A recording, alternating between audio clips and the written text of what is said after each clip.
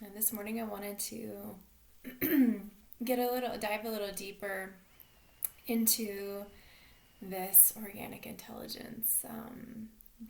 I've been using this word, sharing some simple practices that come from organic intelligence that are geared towards regulating the nervous system. And I say regulating the nervous system because that's more of a well-known term. But really, I like to use the term synchronizing the nervous system, which is also more of an organic intelligence way of looking at it, um, because it is regulating, but it's also syncing various differentiated aspects of the self, syncing S, Y, and C in the sense that trauma or dysregulation from an OI perspective is seen as a desync or a destabilization of a system. Like think of for example, like an orchestra, and all of the parts, the violins and the flute and the cello and the percussion, all the different parts have to be synced up in order for the music to really emerge and create this beautiful this sound that is both unified, like everyone is together on their timing, and they're paying attention to each other, but they're also holding their own, right? Like a flute is not a clarinet, is not a trumpet. They have different parts, they have different roles to play, um, but they're still following the same, they're still reading the same music, and they have the conductor that is helping keep everything uh, in a continuous rhythmic flow, so that even as all the different parts are doing their jobs differently, they're listening to each other and they're paying attention to the conductor, and they're in service to the whole, right? So our bodies are the same, and our minds and our beings, and same with the way that systems work out in the world, right? Ecosystems, permaculturists understand this concept perfectly, right? To get a piece of land to go back to its natural state means to help, it means finding the areas in which something's been destabilized, a particular plant has been overgrown, or there's something missing, or there's an imbalance somewhere. And the permaculturist is kind of like that conductor that comes in and supports. It's like, well, if we do a little bit of this and we plant these two things together, if we put a trellis here, if we help bring water back, if we just change the conditions um, in a certain way. And here's the key: we're not doing it based on like what I just think because it's a good idea. Like, oh, I think that would look pretty there now. And then sometimes if we're really synced up, we don't even realize we're doing it, but our intuition is guiding us in this way. So I don't want to completely um, put put that down, but that what I'm the point I'm trying to make is that there actually is a science to it, right? So if you are paying attention to all of the ways that things are meant to be interconnected and supporting each other in an ecosystem, then you can support the conditions of that ecosystem so that it begins to organize itself, right? You hear this, like eventually, after, like I have a friend who's a farmer and he's been working on his land for many years. There are already parts of his land where now he doesn't have to tend anymore because those relationships between the plants and the insects and the critters and the wild nature that is surrounding there have reached a level of harmonization where the food can grow, and there's very little need for weeding, because the conditions are set in such a way that it's self-organizing. Now this is very exciting news because it's very exciting news for our planet, it's very exciting news for our health, because we are self-organizing systems as well. Not only is the planet a self-organizing system, but we are too. And so this is really the basic concept of organic intelligence, right? If given the proper conditions, a system will begin to self-organize. So this is a little bit of what we do in organic intelligence, and this is a little bit of what a practitioner, this is what a practitioner in organic intelligence is trained to do, is to study the way that the client's system is kind of like that orchestra. There's different parts, and so we look at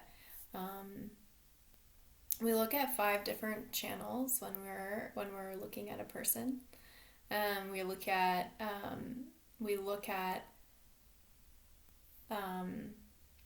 well, I'll get into those channels in a minute. We look at 5 different channels that are kind of the way that we have sort of designated the different instruments in the orchestra that make up a person. Right? So we're tracking those, and we're watching those in the person during the session. We're also tracking the activation and deactivation in the system. I'll show you real quick a graph. Let's see, hopefully you can see this. So this just shows like a natural wave of activation and deactivation. And what's interesting in here too are all these little smaller waves, which is a way of saying that there are smaller thresholds of activation and deactivation within this larger wave. And one of the things that we're getting really good at in organic intelligence is actually being able to begin to notice and track these waves, so that we can actually gain better control of our states. There's 3 ways that there's 3 ways that we can be dysregulated. One is excess inhibition, which is where our system is kind of, it's funny because we're in lockdown right now. We're actually experiencing a lot of inhibition right now as a collective. It's where you have you're kind of like your system really wants to meet a certain level of activation in order to hit a certain level of energy and then come down, relax. I should just back up and say this is like the way that this is just the way that we work. You know, we wake up in the morning and have energy, and then we get tired at night and we go to sleep.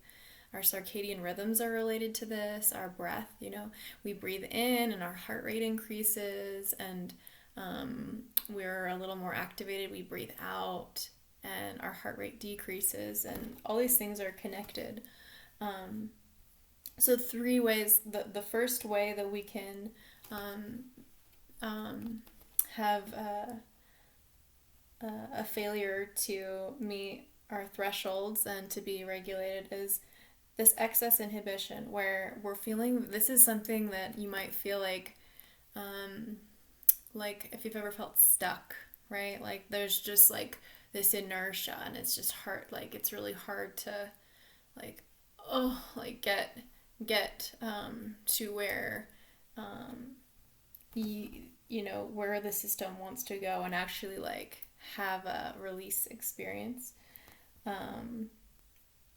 There's also failure to inhibit, which is the most common experience in our culture, which is so go, that we're actually constantly like way above the capacity of our, and when I say capacity, I'm talking about our nervous systems and our body's like ability to really like metabolize what it is that we're processing, because we're processing all the time. All the time we're letting data in through our sense organs.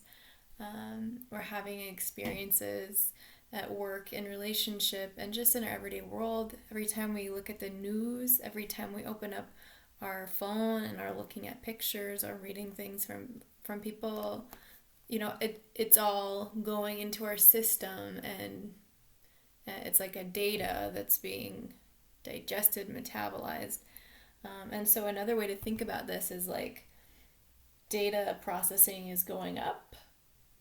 We hit like a threshold of like, that's as much as I can eat right now. That was enough of a meal. I'm full. I'm going to stop eating. I'm going to stop increasing the pressure on my system to take in more information. I'm going to relax. It's like focus, unfocus. It's like take a break, relax, let down. So a very common thing is for us to be riding up here, failure to inhibit, where we're constantly like actually letting in weight. We're actually expecting our bodies and our minds to be doing a lot more than actually our current capacity in this moment of our physical body and mind is asking and wanting of us. It's like the body's like, wait, let's just like chill, like we don't need to be taking in more right now. So that's failure to inhibit. And then the last one is failure to complete deactivation. So this one is also common. It looks like when, and this actually is happening in the nerve cells, there's like a rate at which they fire and then they have to take a break. And there's actually like a little bit of time in which they cannot, they literally cannot fire again. Like think of like when you flush the toilet and like a lot of times you can't immediately flush it right away afterwards because it's filling with water.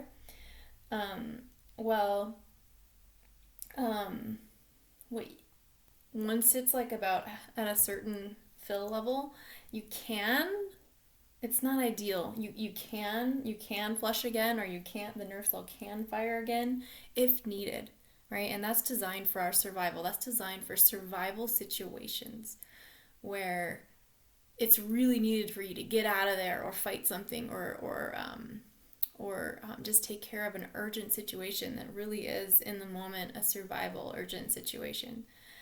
In that case, that's why we are able to activate again. Say we're only halfway down the slope and then we go up again.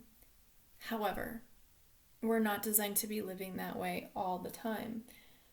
If it's not an emergency, if it's not a survival situation, we want that to come all the way down. All the way down. And actually experience the full rejuvenation and the full deactivation. So just wanted to give you a little taste of that because that is one of the main things that's being tracked in an organic intelligence session. So when I was talking about the permaculturist and the conductor in the orchestra, they are like the reflector. You could say like they do have an involvement, but in a way their job is to like see the big picture of all of the moving parts and be the one that's helping like nudge something a little bit this way, a little bit that way. And they're kind of listening for what is going to be the most organizing, the most integrative, the most beautiful, harmonious outcome for the whole picture, right? So that's what an organic intelligence practitioner is trained to be observing in you or in their client if you're working with them. They're looking at these areas of activation, deactivation. They're also looking at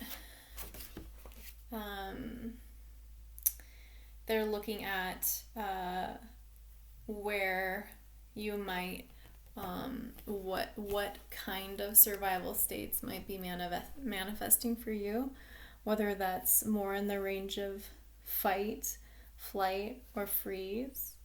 And you'll notice this is also another wave, another activation and deactivation, but it's showing the different ways that survival energies can manifest within that spectrum.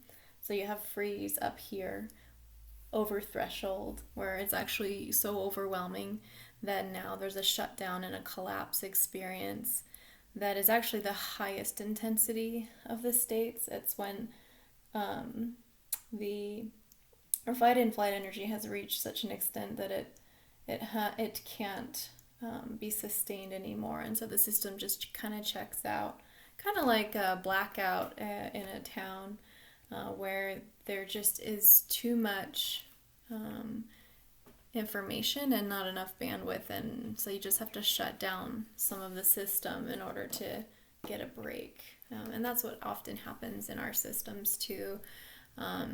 That's what causes a lot of health issues when due to just the chronic amount, like tons of chronic freeze that a lot of our culture's living with, myself included, and it takes a long time to slowly thaw our way out of that freeze safely, especially because underneath that freeze are these survival energies that were unprocessed and that still need to go through a sort of metabolization.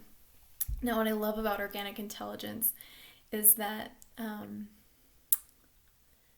it's really unique, and hopefully will become less and less unique. It's part of the leading edge of the new paradigm of healing, which understands that the way to heal trauma is actually not to focus so much on the trauma.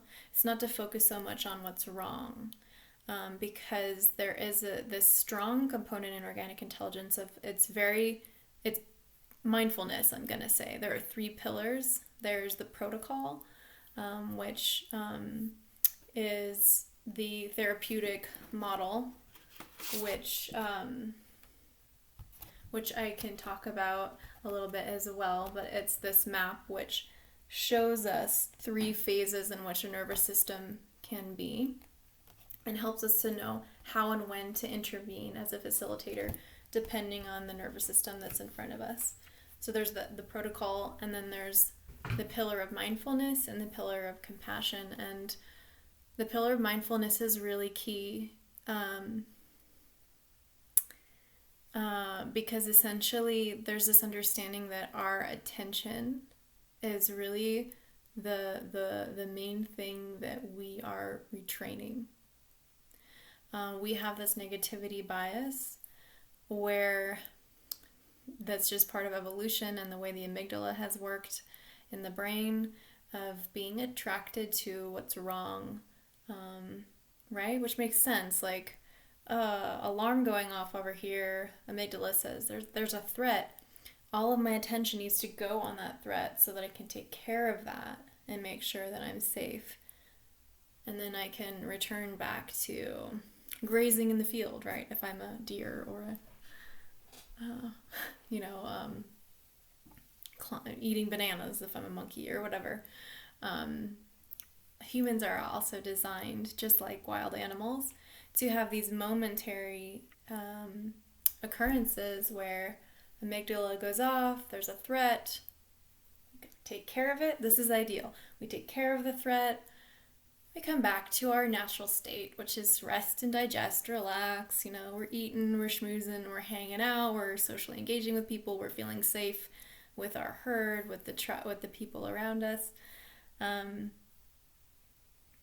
Unfortunately, we have gotten in a situation of so much desynchrony, trauma, aka kind of like the land where the soil's dead and the permaculturist has to work for quite a while to get it back to its natural state. We've really strayed from our natural state of that really trusting, caring, socially engaged, warm, relaxed way of being, to where we're getting signals from our amygdala all the time saying threat, threat, threat, threat, threat.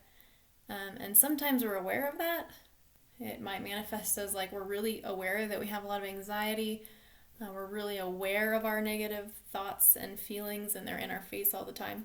Or it could be just really subtle.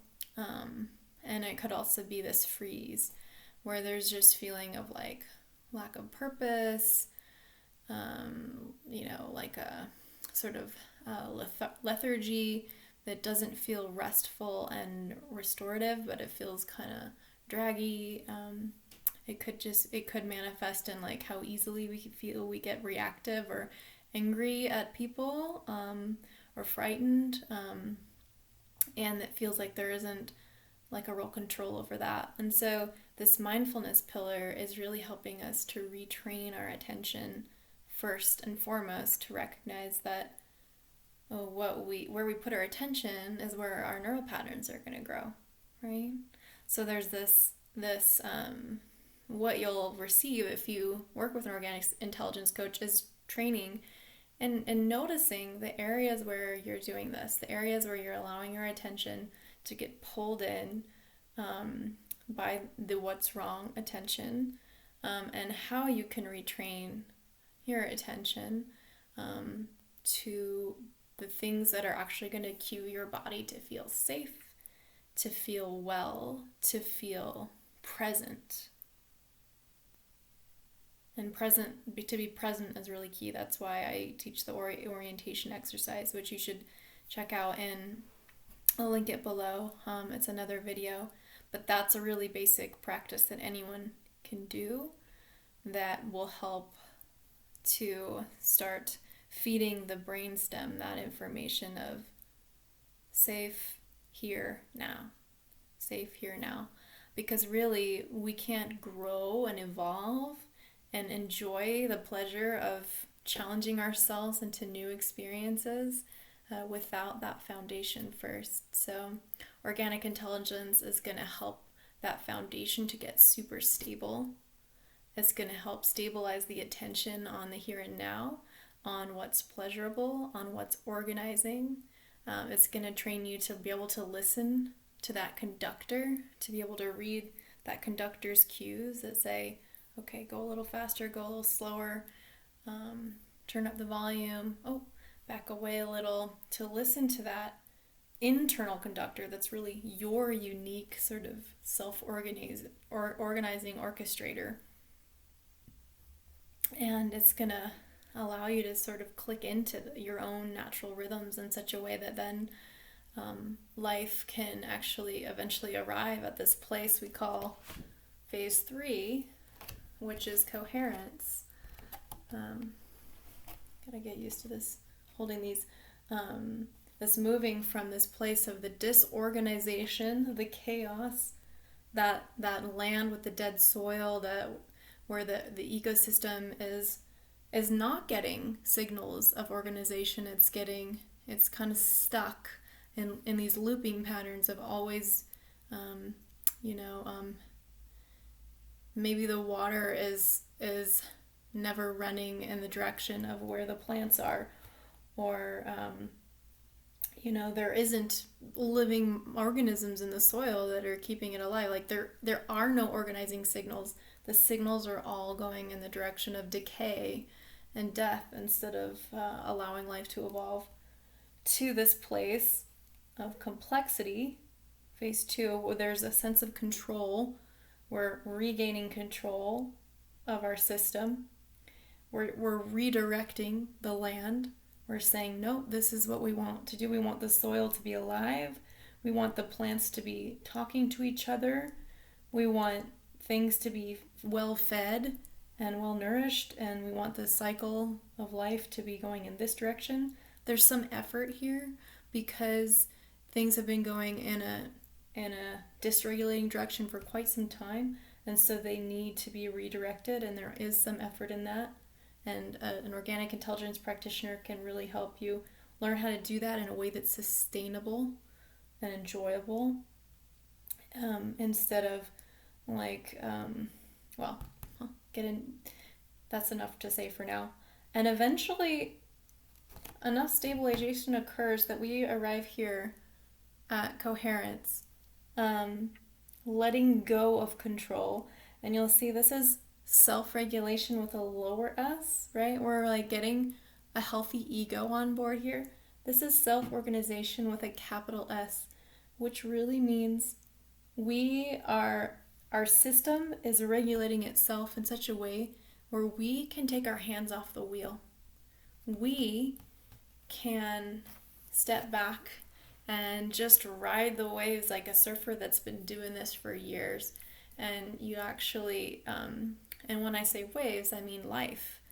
I mean the ups and downs of life, the pleasures and the pain, the celebration of a friend giving birth to a baby, to like the loss of a loved one and the grief, and that these waves, we no longer are sort of pulled around by life, but we're actually that healthy, thriving ecosystem that can take the occurrences. We can take like a flock of foreign birds coming and eating the fruit off the fruit trees, and we'll be able to be flexible and malleable and respond to that and resilient.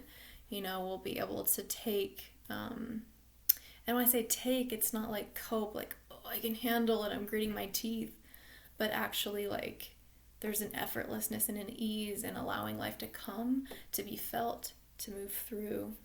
So that's really the goal. That's where the aim of doing this work. And so an organic intelligence practitioner can really help you because they're trained to look for the organizing signals and help you sort of get your addictions away, like your attention away from being addicted to the things that are disorganizing and onto the things that are actually going to really help bring your life into that thriving, holistic place. Really just reflect your inherent capacity to do that, but just by being like a really adept follower of your system and helping your system to recognize those parts of itself that are already seeking wholeness, because that's the beauty of it. We don't need something from outside ourselves. The support we get from outside is maybe just to help us start to see the blind spots that we've had a hard time seeing due to conditioning and things that are not our fault. But essentially, we have the resources inside of ourselves. Just like that land that's been dead for years, like has the resources to rejuvenate itself in like 7 years' time and become thriving ecosystem again. Same with our bodies. We're amazing.